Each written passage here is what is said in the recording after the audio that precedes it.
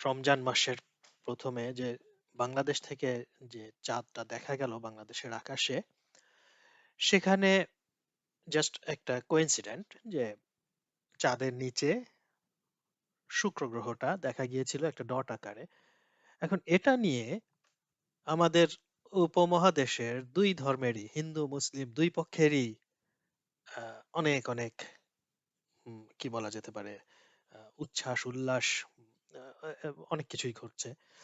তো এদের ভিতরে মুসলিমরা তো বলে বেড়াচ্ছে যে এটা কিয়ামতের নিদর্শন, ইত্যাদি ইত্যাদি। তো এরকমই একটা ফেসবুক থেকে, সোশ্যাল মিডিয়া থেকে র্যান্ডমলি যে কোনো একটা আমি স্ক্রিনশট নিলাম যে চাঁদের এই ব্যাপারটাকে তারা কিভাবে দেখছে। তো মোটামুটি সবাই এই কথাটাই, এই কথাগুলি আর কি আমাদের মুসলমান মুমিন সমাজ প্রচার করছে বা বলছে মোরলেস। তো একটু আমি সেগুলোকে ডিসেক্ট করার বা একটু একটু তলিয়ে দেখার চেষ্টা করি, বা সেগুলো ব্যাখ্যা করার চেষ্টা করি যে ব্যাপারটা কি। ছবিতে দেখতে পাবেন চাঁদের নিচে একটি ডটের মতো, ওটা আসলে শুক্র গ্রহ। আমরা জানি যে শুক্র গ্রহ আমাদের অন্যতম নিকটতম প্রতিবেশী এবং আকাশে বেশ উজ্জ্বল একটা গ্রহ, সেটাকে শুকতারা বা সন্ধ্যা তারা বলি আমরা। সন্ধ্যাবেলায় সন্ধ্যা তারা, সকালবেলায় শুকতারা বলি। অনেক উজ্জ্বল একটা তারা। বাস্তবে এটা একটি গ্রহ, কিন্তু আমাদের কাছে থাকার কারণে এবং সূর্যেরও কাছে থাকার কারণে এটা বেশ উজ্জ্বল দেখা দেখা যায় আকাশে। আহ, এবং ঘটনাক্রমে ঘুরছে শুক্র গ্রহ সূর্যের চারিদিকে ঘুরছে, আহ, চাঁদ পৃথিবীর চারিদিকে ঘুরছে, পৃথিবী আবার চাঁদকে নিয়ে সূর্যের চারিদিকে ঘুরছে। তো এই ঘুরতি পথে একটা সময়, আহ, এই এবারে রমজান মাসের প্রথম দিনগুলোতে, আহ, ওই সময় পৃথিবী থেকে তাকালে পরে, চাঁদের দিকে তাকালে পরে এরকম একটা পজিশনে ওটাকে দেখা যায়। এখন এই যে ফেসবুকের একটা স্যাম্পল নিলাম, এবং মোটামুটি সবাই এরকমই কথাবার্তা বলছে। তো বলছে কিয়ামতের আলামত। তো উনি বলছে শুক্র গ্রহ যা কিনা চাঁদকে স্পর্শ করেছে, না, চাঁদকে স্পর্শ করেনি। ওখানে অনেক বড় একটা গ্যাপ, যেটুকু মানে সাদা চোখে বা ছবিতে ছোট একটা যে গ্যাপ দেখি, এটা হাজার হাজার লক্ষ লক্ষ মাইল দূরে চাঁদ এবং ওদের অবস্থান চিন্তা করলে এটা কোটি কোটি মাইলের গ্যাপ দুজনের মধ্যে। হ্যাঁ, একটা লাইনে পড়ে গেছে বলেই সেটা যে স্পর্শ করছে এমন ভাবার তো কোনো কারণ নেই। আর আপনাকে ডেপথ পারসেপশনটা হিসাব করতে হবে, পৃথিবী থেকে চাঁদের দূরত্ব এবং চাঁদ থেকে শুক্র গ্রহের দূরত্ব, সেটা এক লাইনে। সেই জন্য মনে হচ্ছে এক লাইনে। যেমন ধরুন, আম, কি বলতে পারি, সে ক্রিকেট খেলা, আম্পায়ার যেখানে দাঁড়ায়, আম্পায়ার থেকে আম্পায়ারের ওখান থেকে দেখলে পরে, আম্পায়ারের মাথার উপরে যদি একটা ক্যামেরা রাখেন বা আম্পায়ারের দৃষ্টি থেকে দেখলে পরে আপনি দেখবেন batsman, wicket, wicket keeper most of the time, যদি সেটা মানে স্লো বোলার হয় তাহলে উইকেট কিপার একদম কাছাকাছি থাকবে। হ্যাঁ, আহ, এই যে যে জিনিসগুলো, ব্যাটসম্যান, উইকেট, উইকেট কিপার, এদেরকে মনে হবে এরা একসাথে গায়ে গায়ে লেগে আছে, কারণ এক লাইনে এরা দাঁড়াচ্ছে। কিন্তু বাস্তবে ব্যাটসম্যান থেকে উইকেট কিপারের মধ্যে একটা বেশ 1-1.5 মিটারের একটা গ্যাপ থাকে, কিংবা আরো বেশিও থাকতে পারে, বেশি কম মিলে। সো একটা গ্যাপ আছে, কিন্তু আমরা ডেপথ পারসেপশনের জন্য এটা বুঝতে পারছি না। মানে ডেপথ পারসেপশন যেহেতু এই এক লাইনের উপরে আনতে পারছি না আমরা, সেজন্য বুঝতে পারছি না যে ওখানে গ্যাপ আছে। হ্যাঁ, তো এরকমই চাঁদ আর শুক্র গ্রহ, এদের দুজনের কোনোদিনই এটা চাঁদকে স্পর্শ করেনি। এখন বলা হচ্ছে যে কিয়ামতের আগে সব গ্রহ চাঁদকে স্পর্শ করবে। প্রথম কথা হলো স্পর্শ করা। না, শুক্র গ্রহ চাঁদকে স্পর্শ তো করেইনি, এবং এরকম কোনো স্পর্শ করার ঘটনা ঘটলে আহ, আসলেই কিয়ামত হয়ে যাবে। যদি কোনোভাবে চাঁদকে নিয়ে পৃথিবী শুক্র গ্রহের এত কাছে চলে আসে যেখানে শুক্র গ্রহ চাঁদকে স্পর্শ করবে, সেখানে এই দুটো গ্রহের আকর্ষণের ফলে চাঁদ এবং সরি চাঁদ না, চাঁদ তো অলরেডি শুক্র গ্রহের পেটের মধ্যে ঢুকে যাবে, একটা মানে বিতিকিচ্ছিরি কারবার ঘটে যাবে, তার আগেই ভেঙে টুকরা টুকরা হয়ে এটসেট্রা।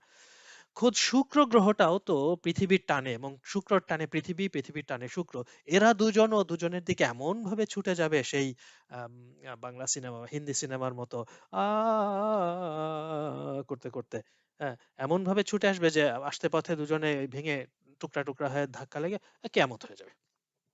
কিয়ামতের পুরো জিনিসগুলোই শুক্র, পৃথিবী, চাঁদ সবাই মিলে হয়তো দেখা যাবে ওই যে কতগুলো গ্রহাণু অ্যাস্টেরয়েড বেল্টে যেমন গ্রহাণু, এরকম নতুন আর একটা অ্যাস্টেরয়েড বেল্ট তৈরি হবে। যাই হোক, কাজেই শুক্র চাঁদকে স্পর্শ করেনি।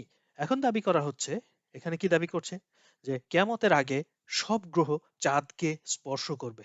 মামা বাড়ির আবদার, সব গ্রহ, কতগুলো গ্রহগুলো কোত্থেকে কত দূরে দূরে থাকে, তারা এসে সবাই এসে চাঁদকে, এসে চাঁদের কপালে চাঁদ টিপ দিয়ে চাঁদ মামাকে স্পর্শ করে যাবে।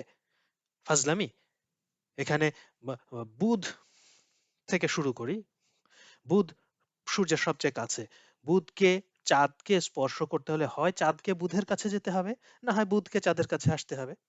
এখন বুধকে যদি চাঁদের কাছে আসতে হয়, তাহলে তাকে সূর্যের আকর্ষণকে অতিক্রম করে, সূর্য তাকে যে আকর্ষণ করে তার চারিদিকে ঘোরাচ্ছে, সেটাকে ওভারকাম করে উল্টা দিকে এসে চাঁদের সাথে তাকে লাগতে হবে। এবং একই ঘটনা ঘটবে চাঁদ লাগলে, ওই ওই আবার সেই তুলকালাম কিয়ামত ঘটে যাবে পৃথিবীতে। তো বুধ যখন লাগবে তখনই তো কিয়ামত হয়ে যাবে, বাকিগুলো লাগার আগে আগেই। আচ্ছা, বুধ কিভাবে সূর্যের এই আকর্ষণ উপেক্ষা করে উল্টা দিকে আসবে আমি জানি না। শুক্র গ্রহের কথা বললাম, সেটাও শুক্র সূর্যের কাছে, আমাদের যে সূর্যের কাছে, কাজেই তাকে আসতে হলে সূ- সূর্যের আকর্ষণকে উপেক্ষা করে তারপরে এসে চাঁদের সাথে লাগতে হবে। তারপরে পৃথিবী, পৃথিবীও একটা গ্রহ। এখন মুমিনরা বলতে পারে যে পৃথিবী তো গ্রহ না, কিন্তু আসলে তো পৃথিবীও একটা গ্রহ। তাহলে পৃথিবীকেও চাঁদের সাথে লাগতে হবে। তো যেই মুহূর্তে পৃথিবী চাঁদের সাথে লাগলো, সাথে সাথেই তো কিয়ামত হয়ে গেল। আর বাকিগুলো তো আসার কি হবে, এবং সেটা দেখবে কিভাবে? আচ্ছা, পৃথিবী, এরপরে আসবে মঙ্গল। মঙ্গল গ্রহটা সূর্য থেকে, আমাদের থেকে আরো দূরে, তার মানে আউটার শেলে, পৃথিবীর যে কক্ষপথ তার চাইতে আরো বাইরের দিকে। সো মঙ্গলকে সূর্যের দিকে আসতে হবে কোনো না কোনো ভাবে। মেনে নেওয়া যায়, ওকে ঠিক আছে, হঠাৎ কোনো কারণে বা মঙ্গলের কোনো একটা অমঙ্গল ঘটলো, এবং যার ফলে সে সূর্যের দিকে চেপে আসতে লাগলো, আর ঘুরতে ঘুরতে সূর্যের কাছাকাছি আসতে লাগলো, এবং একসময় সূর্যের মধ্যে পড়ে যাবে। তো ওই আশা কাছাকাছি যাওয়ার পথে সে একটু চাঁদকেও একটু ছুঁয়ে গেল। হুম, আহ, ভালো, এটা একটা মানে আহ, হয়তো বা গাঁজাখুরি গল্প হলেও সিনেমার গল্প তো আমরা মেনে নেই, সেরকম মানলাম। আচ্ছা, মঙ্গল গ্রহে কিন্তু এই একই ঘটনা আবার ঘটবে, চাঁদকে স্পর্শ করতে গেলে তো দুর্ঘটনা এবং ভয়াবহ ব্যাপার ঘটবে। এগুলো তো গেল, এরপরেই আসবে বৃহস্পতি, শনি, ইউরেনাস, নেপচুন। ও, ইউরেনাস নেপচুনের কথা কি আদৌ কি মানে হাদিস কিতাবে কোথাও কোনো একটা গ্রহেরও নাম ধাম কিছু বলা আছে? যেমন এই এই স্ক্রিনশটটাতে আমরা দেখছি যে আহ আর এই দৃশ্যটাকে কেয়ামতের আগে, কারণ কেয়ামতের আগে সব গ্রহ চাঁদকে স্পর্শ করবে। আর এই চাঁদের সবচেয়ে বড় আলামত হচ্ছে পৃথিবীতে ইমাম মাহাদি, বাবা বাবা বাবা ডা, ডা, ডা, ডা, ডা, ঠিক আছে। তো এখন মানে আমি জানি না আহ, ইসলামিক কেতাব মতে আহ, গ্রহ আর নক্ষত্র আলাদা কি। জাকির নায়ক অবশ্য চাঁদকে কি কি জানো, যে আরবি শব্দের অর্থ গোজামিল দিয়ে বললো যে চাঁদ হচ্ছে প্রতিফলিত আলো। তো চাঁদের বেলায় যদি প্রতিফলিত আলো তো বলে, তাহলে তো গ্রহগুলোর বেলায়ও বলা উচিত। কোরআন হাদিস কোনো জায়গায় ঘেটে কি এটা পান কিনা আমি জানি না, যারা বিশেষজ্ঞ আছেন আমার জানলে আমাকে জানাবেন, যে কোরআন হাদিসে এরকমও বলা আছে যে ওই গ্রহ, ওই শুক্র, ওই শনি, ওই মঙ্গল, এরা কেউ নিজের আলো না, প্রতিফলিত আলো দিয়ে আলোকিত, এরকম কিছু থাকলে। তো কাজেই আহ, ইসলামী মতে বা এই যে হিন্দু ধর্ম মতেও, যে গ্রহ আর নক্ষত্রের মধ্যে কি পার্থক্য সূচক কোনো কিছু তাদের মধ্যে আছে কিনা আমি জানি না, কোন কোনগুলো গ্রহ হিসেবে ক্লাসিফাইড হবে। হ্যাঁ, পৃথিবীকেও তারা একটা গ্রহ মনে করে কিনা। হ্যাঁ, তাহলে পৃথিবীকেও চাঁদের সাথে গিয়ে লাগতে হবে। ইউরেনাস, নেপচুন গেল, প্লুটো। এখন প্লুটোকে একসময় আমরা জানতাম প্লুটো গ্রহ। হ্যাঁ, আবার এখন প্লুটোকে বলা হচ্ছে যে না, সে ঠিক গ্রহ না, সে একটা আরেকটা ভিন্ন আরেকটা ক্লাসিফিকেশন। এবং প্লুটোর মতো আরো বেশ কয়েকটা ওই প্লুটো এবং তার আশেপাশের ওই এলাকায় আহ, আছে, সূর্যকে ঘুরছে এরকম আইডেন্টিফাই করা গেছে। এগুলো বামন গ্রহ বা ডোয়ার্ফ প্ল্যানেট, এরকম একটা ক্যাটাগরিতে ফেলানো হয়েছে। বাট এটা তো আমাদের বিজ্ঞান ভিত্তিক মাপ যোগ ওজন এসবের উপরে ভিত্তি করে করা। কিন্তু কোরআন হাদিসে এদেরকে কি বলা হয়েছে তা তো জানি না। তাহলে প্লুটোকেও আসতে হবে, সবাইকে এসে এসে চাঁদের সাথে সাক্ষাৎ করতে হবে, স্পর্শ করতে হবে। আচ্ছা ঠিক আছে, তাহলে আমরা সেই অপেক্ষা করি। কিন্তু বাস্তবে কি দেখলাম? শুক্র গ্রহ চাঁদকে স্পর্শ করছে, তথাকথিত স্পর্শ করলো, করার পরের দিন থেকেই আরো দূরে সরতে লাগলো। খুব স্বাভাবিক ব্যাপার, যে যার কক্ষপথে ঘুরছে, চাঁদও ঘুরছে, এবং গ্যাপ বাড়তে, জাস্ট এক সময় একটা লাইন এসে এরকম হরহামেশা গ্রহদেরকে আমরা এরকম অ্যালাইনমেন্টে আসতে দেখি, যে দুইটা তিনটা চারটা পাঁচটা গ্রহ একসাথে এক লাইনে আসে, এরকম নজিরও আছে। চাঁদও সেরকম একটা অ্যালাইনমেন্টে, শুক্রের সাথে একটা অ্যালাইনমেন্টে এসেছিল, এবং আবার সেটা এখন সরে যাচ্ছে। তাহলে শুক্রের স্পর্শ করা শেষ। Okay fine, now whose turn is it next? এরপরে কার টার্ন? এবং বৃহস্পতি যদি চাঁদকে স্পর্শ করতে আসে, আমি ভাবতে পারছি না কি হবে। আহ, অনেক আগে থেকেই বৃহস্পতি যখন রওনা দিল, মাঝপথে আসতে আসতে এই পৃথিবীকে এমন জোরে সে টান দিবে, এইদিকে বৃহস্পতির টান, ওইদিকে সূর্যের টান, দুই টানের ধাক্কায় পড়ে পৃথিবী টুকরা টুকরা হয়ে হয়ে ম্যাসাকার হয়ে যাবে। সো বৃহস্পতি চাঁদকে স্পর্শ করার আগেই পৃথিবীতে কেয়ামত হয়ে যাবে। মার্ক মাই ওয়ার্ডস। বৃহস্পতি যদি কখনো চাঁদের দিকে আসে, কিংবা আমরা পৃথিবী চাঁদ সহ যদি বৃহস্পতির দিকে রওনা দেই, যে চাঁদকে স্পর্শ করাতে হবে, কারণ চাঁদ তো পৃথিবীর চারিদিকেই ঘুরছে, এবং যদি চাঁদকে যদি বৃহস্পতি যায়, তাহলে তার মানে পৃথিবীকেও কাছে একই সাথে যেতে হবে সেদিকে।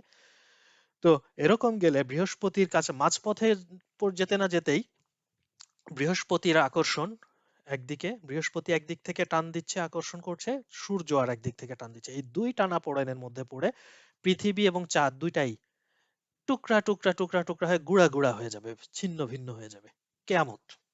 সো চাঁদকে স্পর্শ করার আগে কেয়ামত হয়ে যাবে। একই কথা শুক্র, ইউরেনাস, নেপচুনের বেলায়ও ঘটবে।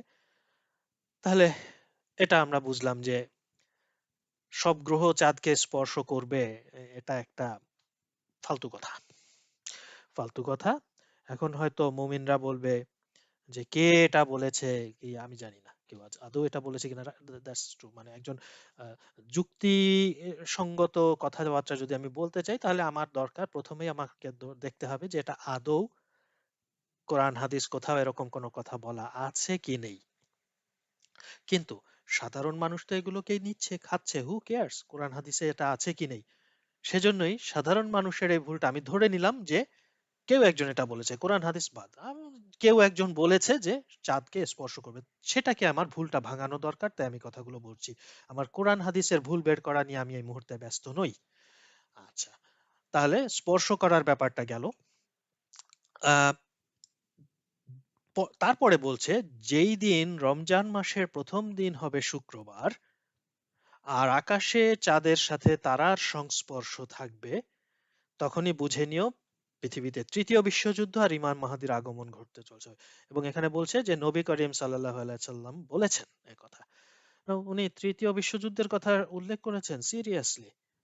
সিরিয়াসলি একটা হাদিস বা কোথাও যদি এটা আমাকে কেউ দেখাতে পারে যে উনি পরিষ্কার বলেছেন তৃতীয় বিশ্বযুদ্ধ কথাটা, তৃতীয়, থার্ড ওয়ার্ল্ড ওয়ার, তৃতীয় বিশ্বযুদ্ধ, বা এরকম এটা যদি দেখাতে পারে, আমি আহ কি করব? আমি আমি জানি না আমি কি করব। আমি আমি আর বিজ্ঞান নিয়ে কথা বলা বন্ধ করে দেব। তো তৃতীয় বিশ্বযুদ্ধের কথা তো বলেই নাই, হয়তো বলতে পারে যে একটা বিশাল যুদ্ধ লাগবে, অমুক হবে তমুক হবে, সেটা হতে পারে, আমি জানি না।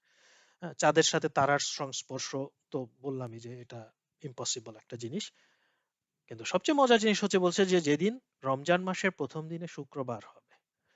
এখন পৃথিবী যেহেতু গোল, চাঁদের সাথে পৃথিবীর ইন্টারাকশন, চাঁদের যে কলা, চাঁদের ওঠা বাড়া কমা, এগুলোর উপরে ভিত্তি করে এক এক দিন পৃথিবীর এক এক দিন এক এক জায়গায় আহ, চাঁদ দেখা যেতে পারে। দিস ইজ পসিবল, মানে সব সময় না, এটা যে সব সময়ই হবে তা না, কিন্তু হতেই পারে। এটা আর আমি অন্য আর একটা ভিডিওতে এই ব্যাপারটা এক্সপ্লেন করব, যে হতেই পারে চাঁদ দেখা। এবং আরেকটা কথা যে বলছে, সেটা আমি এখানে দেখছি না, সেটা বলে যে চাঁদটা অনেক বড় মনে হবে, দ্বিতীয় দিনের বা তৃতীয় দিনের চাঁদের মতো হতে মনে হবে। এটাও কিন্তু একদমই অস্বাভাবিক কিছু না, হতেই পারে যে কোনো। এটা আমি আরেকটা শর্ট ভিডিওতে এটা এক্সপ্লেইন করব। তো মজার ব্যাপার এই যে শুক্রবার, হ্যাঁ বাংলাদেশে এবার শুক্রবার প্রথম রোজা হয়েছে, কিন্তু অন্যান্য অনেক দেশ, কোথায় কোথায় যেন, সৌদি আরব, আরো কয়েকটা দেশে টেসে, তো বৃহস্পতিবারেই রোজা শুরু হয়েছে। তাহলে তো এখন কিভাবে বুঝবো যে প্রথম দিন শুক্রবার? এখন কোন দিনটা, শুক্রবারকেই প্রথম দিন কাউন্ট করবে না বৃহস্পতিবারকে কাউন্ট করবে? এটা তো একটু বিপদের ব্যাপার হয়ে গেল। তাহলে রমজান মাসের প্রথম দিন শুক্রবার হবে, এটা সারা দুনিয়ায় একসাথে সব জায়গাতেই এক শুক্রবারেই রমজান মাসের প্রথম দিন হবে, এরকম কখনো হবে বলে আমার মনে হয় না। এটা একটা একান্তই অসম্ভব একটা জিনিস, এবং অন্তত এই বছর তো হয়নি। এই বছর বাংলাদেশে হচ্ছে শুক্রবার, কিন্তু অন্য দেশে তো হচ্ছে না। তাহলে আহ, কিভাবে বলবো যে রমজান মাসের প্রথম দিন শুক্রবার ছিল এবং চাঁদকে তারা স্পর্শ করলো? তো এই হলো কথা। এগুলো মানে আমাদের একদল অতি উৎসাহী মুমিনদের একটা আগ্রহ থাকে এরকম, যে কোনো একটা কিছু পেলেই লাফ দিয়ে এই কেয়ামতের আলামত, এই কেয়ামতের আলামত। মানে এমন এত এত কেয়ামতের আলামত প্রতিদিন নিত্য নতুন দেখি, হ্যাঁ, অথচ কেয়ামত আসে না। আমার তো মনে হয় এটাই সবচেয়ে বড় কেয়ামতের আলামত, যে বারবার আসবো আসবো করেও আসবে না। এটাই হচ্ছে কেয়ামতের সবচেয়ে বড় আলামত। আপনাদের কি মত? তো এটাই বলার ছিল। ধন্যবাদ সবাইকে।